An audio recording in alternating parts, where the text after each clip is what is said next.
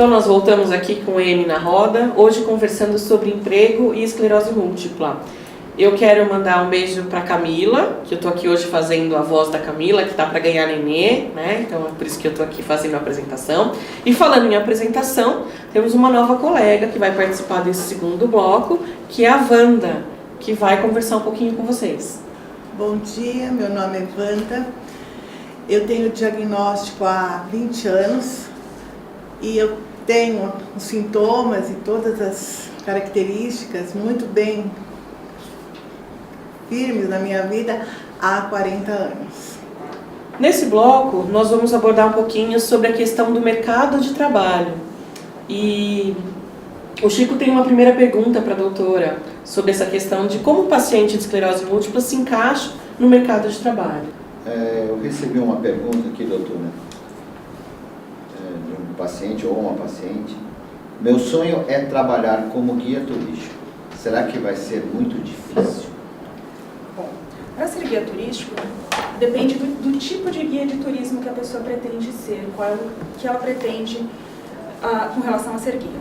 A gente vai voltar um pouco ao que a gente falou, vai depender muito das condições e quais são as consequências da esclerose múltipla no caso dessa pessoa. Por quê? O curso é normalmente oferecido pela Embratur, que é o mais comum, você pode fazer, não tem problema nenhum, isso não impede. Para você exercer, vai depender do que você quer fazer. E aí eu vou pedir para o Chico explicar melhor. Por quê? Porque um guia turístico, se for, por exemplo, um guia de ônibus ou um guia que ele faz planejamento de viagens. Se a pessoa não tiver nenhum problema cognitivo, claro que ela vai poder ser guia. Não, e até porque, como é um serviço, na maior parte das vezes autônomo, ela vai ter muito menos dificuldade de oferecer o serviço sendo portadora de esclerose. Ainda que ela tenha qualquer tipo de sequela ou de deficiência, tá?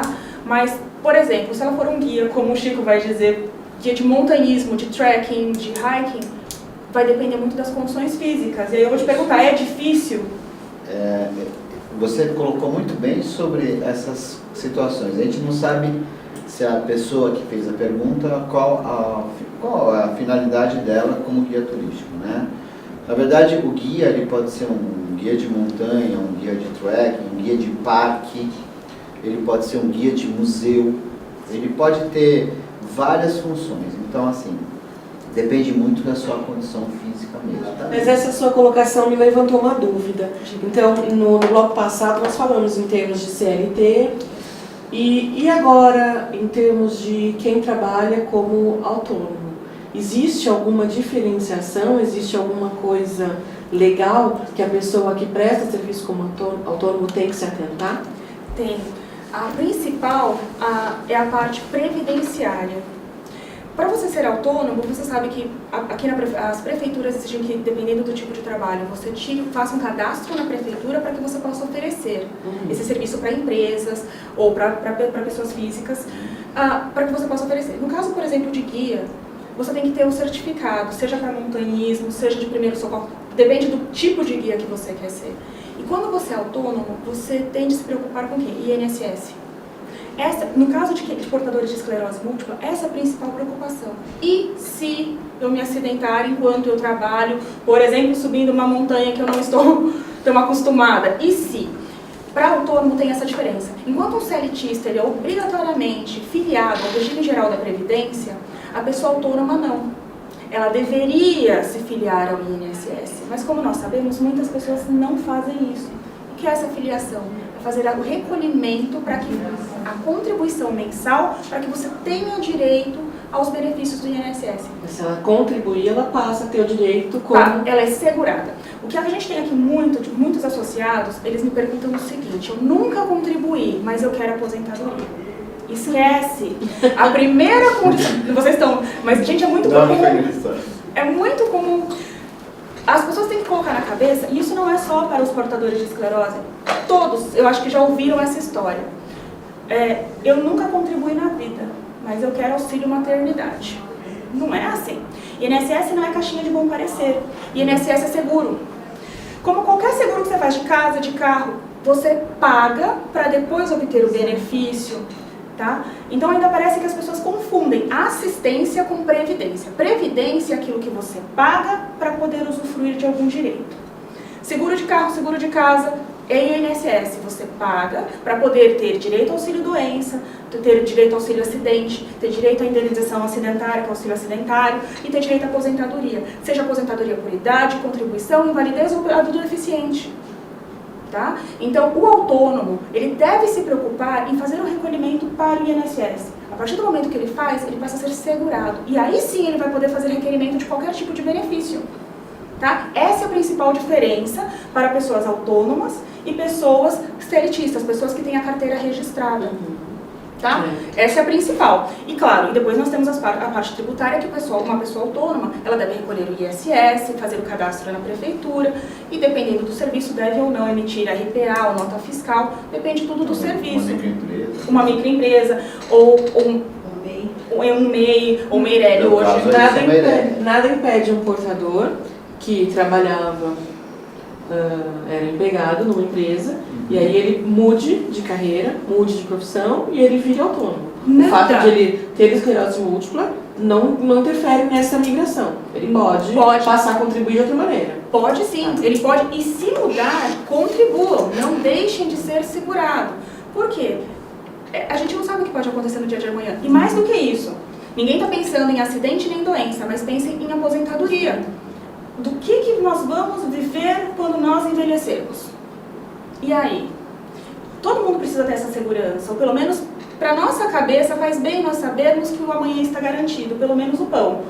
Ainda que não seja muito, ainda que o governo esteja quebrado, com todos os problemas, a gente precisa dessa segurança, até mesmo para ter qualidade de vida. A Beth tem uma pergunta nesse sentido. O mercado de trabalho, ele está preparado para receber as pessoas, receber e absorver as pessoas com esclerose múltipla? Infelizmente, a resposta é não. E eu digo que não é só para a esclerose, é para qualquer tipo de doença. Nós não estamos preparados para lidar com os infortúnios. É do ser humano. Nós estamos preparados para o aceitável, para o normal, para as não dificuldades. O mercado de trabalho não é diferente. Infelizmente, as empresas não têm, na sua maioria, a capacidade de absorver. Por quê? Porque ela não entende o que é a doença. Ela não sabe que você continua sendo uma pessoa capaz, funcional, e que você vai ter os seus momentos. E, aliás, qualquer ser humano, independente de doença, tem. Tem aquele dia que você acorda indisposto, tem aquele dia que você acorda com dor de cabeça, e que você não vai render a mesma coisa. É a mesma coisa com a esclerose.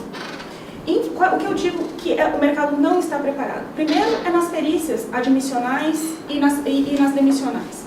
Ele não está preparado se o portador tiver algum tipo de deficiência. E aí a empresa, na maioria as empresas não estão preparadas, no geral, para qualquer tipo de deficiência. Nem todas vão ter um elevador adaptado, nem todas vão conseguir colocar uma mesa que impeça, que seja da altura da pessoa, ela não vai ter os corredores suficientemente grandes para passar com o andador.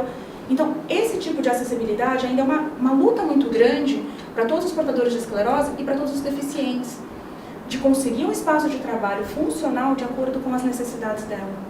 Quantas vezes nós ainda vamos em locais públicos, principalmente repartições públicas antigas, em prédios velhos, que não tem braille, não tem acessibilidade, porque os prédios são velhos, não tem onde pôr rampa, eles não têm a capacidade, por exemplo, o elevador é pequeno, aqueles elevadores pequenos. Quem nunca foi na Justiça do Trabalho, antiga na Rio Branco, sabe que ou você subia ou você descia. Porque todo mundo junto não cabia, nem nas escadas, nem no elevador. Você já imaginou adaptar isso para uma pessoa com necessidades especiais? Ou se um portador de esclerose com a mobilidade reduzida, tem que subir 5 ou 6 andares? Porque o elevador vive quebrado? E ainda tem mais um aspecto, né, dessas adaptações desses prédios antigos, que é o tombamento. Esse é um problema seríssimo. Impede, né, nesses tipos de repartições, de que seja absorvido, por conta não pode se fazer as adaptações. E às vezes nem cabem as adaptações pela construção. Ou seja, por exemplo, a gente comentou de concurso público. Concurso público é para trabalhar no prédio X da Prefeitura de São Paulo, que funciona num lugar terrível, que não tem acessibilidade, não tem espaço. E aí, como é que a gente fica? Então, a complicação de absorção, primeiro é a parte física. E depois tem a barreira do estigma. Você tem algo que eu não conheço e a gente não sabe lidar com o desconhecido. E a gente não sabe lidar com aquilo que a gente não consegue controlar. Se a gente não controla, eu não sei como lidar com você, eu não sei o que fazer. Aí a pessoa começa, e se a pessoa surtar? Tá, e se alguém cair aqui também não vai ser a mesma coisa? Quais são as providências que você tomaria? O problema é você tirar esse estigma. Né? Então, falta preparação, sim, a parte física, e falta principalmente o que a gente já comentou, conhecimento e informação. E por falar em informação, caso nesse caminho aí de trabalho, de vaga, de flexibilização, aconteça uma demissão. A Dani acho que quer fazer uma pergunta mais específica sobre isso. No caso assim, de uma demissão sem justa causa, qual deve ser a postura da pessoa com esclerose? Então vamos lá. A demissão pode se dar por diversas formas. A demissão sem justa causa, ela pode acontecer. Se acontecer no caso da esclerose múltipla, ela pode ser depois de uma auxílio-doença, que aí o que acontece muitas vezes, a pessoa veio de um auxílio-doença e foi demitida. Nesse caso, muita gente pergunta, há garantia de emprego? Eu acabei de voltar do auxílio. A resposta é não. Não existe garantia de emprego. A demissão sem justa causa vai gerar... Qual é a postura da pessoa? Vai ser a mesma de que se ela estivesse trabalhando de qualquer trabalhador. Ela tem direito às verbas rescisórias, na íntegra, sem nenhuma diferença. O que diferencia no caso da esclerose? Se essa demissão foi discriminatória. Se a demissão foi discriminatória, a pessoa vinha sofrendo bullying, assédio moral, neste caso, o que resta a pessoa é entrar com uma ação judicial. E, infelizmente, nenhuma empresa vai reconhecer estou te bullyingando. Então, infelizmente, só vai restar a via judicial. Tá? Ah, mas a pessoa tinha condições de continuar trabalhando. Sim, mas faz parte do poder diretivo da empresa decidir quem ela demite ou não. Desde que ela cumpra com a sua parte legal, que ela pague todos os direitos trabalhistas. Se ela fizer isso, se houver indícios de discriminação por causa do estigma da esclerose, nesse caso cabe ação judicial, e aí vai ser uma questão de prova, de você demonstrar para o juiz que houve esse assédio. Um tipo de assédio, de bullying. Né? Exatamente. Porque num primeiro momento, simplesmente vai ser aquela velha história. Corte de despesas. Até você conseguir provar que, na verdade, você está sendo cortado porque está lá escrito no seu papel esclerose múltipla, a gente sabe que na teoria é tudo muito bonito, né? Exatamente. Mas que na prática nem sempre é assim. O bicho pega. Exatamente. Mas isso é muito comum para quem volta de auxílio-doença, para qualquer que seja a doença. Então a gente estava comentando, falo, não falo, de ser ou não a esclerose. É normal para as empresas, depois do auxílio-doença, demitir sem justa causa. E muitas vezes as empresas falam, corte de custos, enfim, não importa. Mas se ele pagar as verbas trabalhistas, tudo bem. Qual a diferença também, que aí eu vou entrar, se a pessoa for portadora de necessidade especial e estiver preenchendo vaga na cota? Por quê? Aí a demissão tem de ser o quê? Ela tem que substituir o portador de esclerose com deficiência por outro deficiente que se enquadre na mesma categoria. A empresa não pode demitir um funcionário deficiente e deixar a vaga em aberto. Sim. Ela tem de preencher no máximo 90 dias.